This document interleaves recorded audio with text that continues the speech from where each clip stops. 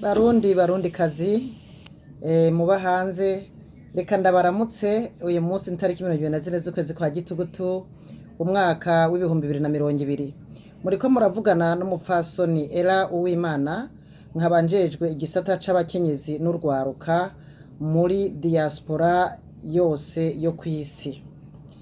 Mbanje gufata akakanya kugira ngo nshimire umushinga ntahe Japhet Rojanti, Perezida wa diaspora y'abarundi kwisi yose, we yabonye ko iki kintu ari ngombwa ko abakenyezi yoduha umwanya wo kugira ngo turonye aho dukorera, aho dushikiriza ivyifuzo vyacu no kugira ngo dushobore gutorera umuti ibibazo biduhanze nk'abakenyezi, nk'abavyeyi n'abarundi kazi babushitse. Rero uyu munsi narinje kugira ngo ndabiyereke, nkunze kuvuga benshi ntibahora bambona kuri video. Rero nagira ngo ndababwire nti Imana ibaha umugisha, tube turi kumwe turashoboye, kandi nagira ndabahamagare rero ngo tuve hasi dukura amaboko mu mpuzu tuje ku murimo nk'uko twamye. Barundi kazi, ndazi yuko sagasesheshwa rumuri umwete murawufise, ahubwo twabonse mu mabere kandi tugavyonsa nabo twagiye tuvyara nabo turiko turibaruka.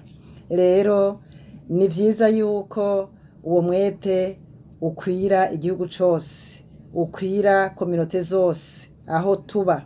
Mwarabonye neza yuko iyi komisiyo irimwo abarundi bo kwisi yose, harimwo jewe umukuru wa bose, hanyuma hakaza uwuserukira abarundi kazi baba muri Aziya na Europe, hariho uwuserukira abarundi kazi ari muri Afrika, hariho uwuserukira abarundi kazi baba muri Oceania. Mbese turabarundi kazi bava imihingo y'isi yose. Ubwo rero nagira ndabibabwire, baraduhaye nomination, ntitwavuga ngo tuza ngo tuvugane namwe, ariko no munsi kabaya akanya keza kugira ngo tubabwire rero turahagaze neza. Twari tukirabiye bitaye umutwe, tugishira imitwe yabo tuvuga ati none ibi bintu tuzobihera he. Nakaruretse ko twasanze iyi komisiyo ubwa mbere ntabwo yari ihari. Rero sinzi ukuntu nyakubahwa Rojanti yabonye ati ibi bintu ni ngombwa yuko bakingize nabo tubaha umwanya, tubaha aho bavugira. None mumfashe nakanya kugira ngo tumukengurukire. Rero twagomba kubamenyesha yuko abakenyezi b'abarundi kazi twese, abari aho muri, arabari Buraya, arabari muri Afrika, arabari muri Aziya, arabari muri Oceania, eka n'abari muri Amerika nyene, ubu twese turafise ikintu kiduhuza. Twagomba kubahamagara, ntimugire ngo twarasinziriye, twari tuciga imigabo n'imigambi y'ukuntu tuzoshobora gukora kugira ngo duhuza abarundi kazi bose, kuko ntimugire ngo muri bake kandi burya ntivyoroshe guhuza abantu bataba bari hamwe. Rero nibaza yuko nimwamara kuduha umutima n'umushaha wanyu, tuzokora twivuye inyuma, tubahamagare mutwitabe, muduture ibibazo mufise, natwe tuje hamwe turaye ko turi kumwe twobitorera umuti. Ico twifuza barundi kazi, bene mama, bene Burundi, nuko duhaguruka tugakura amaboko mu mpuzu, tugaterera iterambere nk'uko vyamye. Jewe nkunze kuvuga nti ibihugu by'iwacu ntabwo vyateye imbere kubera iki.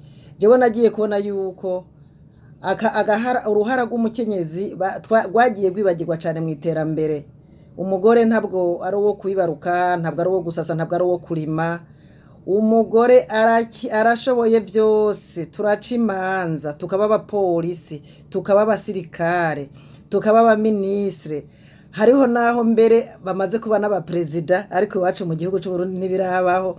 Ariko nibaza yuko nitwaguma tumeze neza, niyo ntambwe tuzoyishikako rero, kuko turashoboye n'ukuri.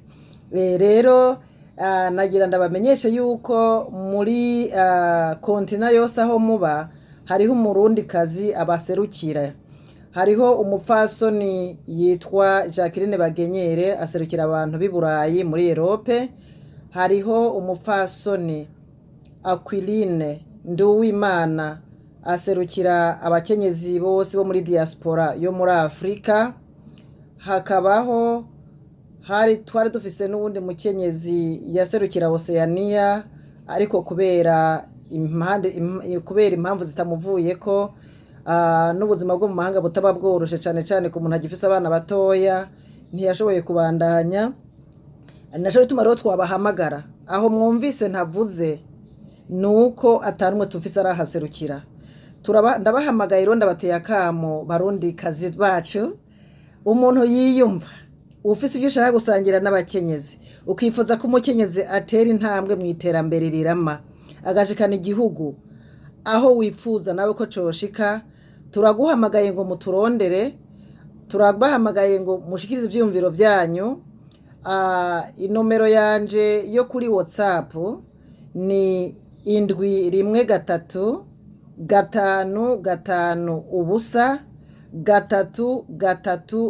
735536362. Uwo bafise ikibazo canke uwo bashaka kuduterera no kwifatanya natwe muri runo rugamba rudasanzwe rwo guteza umukenyezi intambwe mu iterambere rirama, turamuhamagaye duhamagare, atwandikire, tuzobitaba kandi ibibazo mufise tuzogerageza kubitorera umuti twese turi kumwe, kuko burya ngo l'union fait la force, ngo bigize inama bigira n'Imana. Rero ndabahamagaye, ubu turiko turategura nk'uko musanzwe mubizi, kuko ikintu cyose gifata umwanya waco. Turi gutegura semaine de la diaspora, no kuvuga indwi yahariwe abarundi baba mu mahanga, izoba mu kwezi kw'indwi, mu mpera z'ukwezi kw'indwi mwaka wa 2021. Ubu rero n'akanya keza kugira ngo abakenyezi twikazanure, tuzobakorere ubudasa, tuzatwara ivyese, tuzagende tuvyine vya bindi twiyatoza abana, ibisokozo, reka gutamba amayaya, reka vyose. Abarundi kazi ndabahamagaye, umwe wese ahare abari ikazanura. Turashaka ko tuzotwara ibintu bizima, turashaka ko tuzotwara n'ugwaruka. Ivyo vyose rero murumva yuko n'umugambi mwiza, tudakeneye kugira ngo twihereranye. Tuguhamagariye jewe nawe kugira ngo twicarane dushire imitwe hamwe.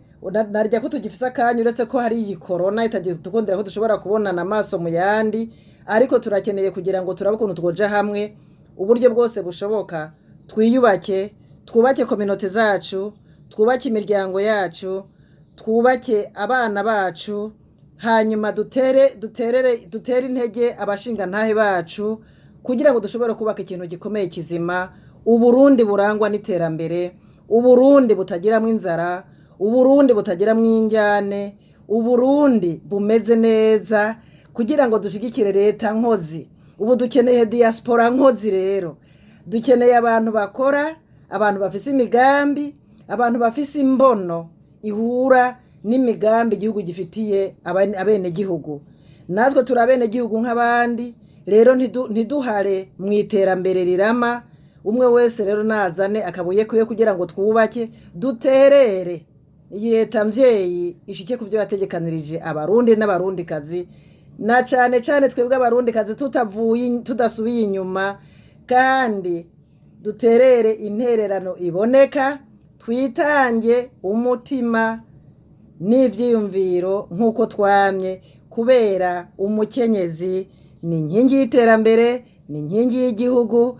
Kandi murazi yuko batwita ngo iki? Batwita amaboko igihumbi kubera ibikorwa dushobora gukora. Rero ndabahamagaye, muze tuje hamwe, muze dutere intege abarongozi b'igihugu, abarongozi b'amakominote yacu, abarongozi b'amadiaspora yacu aho bari, rero kugira ngo dushike mu iterambere riboneka, igihugu gihabwa izina, igihugu kigira ishusho nziza bivuye kuri wewe nanje. Karibu rero, ndabakunda. Inomero yanje mwayumvise ni 715503362. Abana n'urwaruka nabo ndazi ko benshi batumva n'ikirundi neza. Inomero yanje ni 713503362. You can reach me on WhatsApp or you can call me directly. Thank you so much. Murakoze cyane barundi kazi. Muntunge kuba nakoresha ururimi rwo mu mahanga, ariko nibizongera kwaro kugira ngo mbwire n'urwaruka, kuko harugwaruka byaratugoye kandi ngo bigora umugabo. Ariko ndavuga iby'abagore, ariko bigora umugabo. Hariho bamwe bataramenya indimi neza, nabasigiye nomero ya telefone kugira ngo bazoshobore kuduhamagara, ariko namwe abavyeyi ari ugwaruka turiko turondera n'abashobora guserukira ugwaruka abafise imbono nziza y'urwaruka bagomba gushika ku kintu gikomeye bazogirira Uburundi bw'ejo, namwe turabahamagaye. Karibu rero, tubateze abiri, tubateze yompi kugira ngo twumvirize ibibazo biba hanze, tukorere hamwe tubafashe no kubitorera umuti. Yari Madamu Uwimana Ella Emeline arongoye igisata c'abakenyezi n'urwaruka cyangwa se abana b'abarundi baba mu mahanga. Murakoze rero, mugiraho muba mwubahwe, mugira Imana, dusanga Uburundi bwashitse mu iterambere ridasubira inyuma. Murakoze.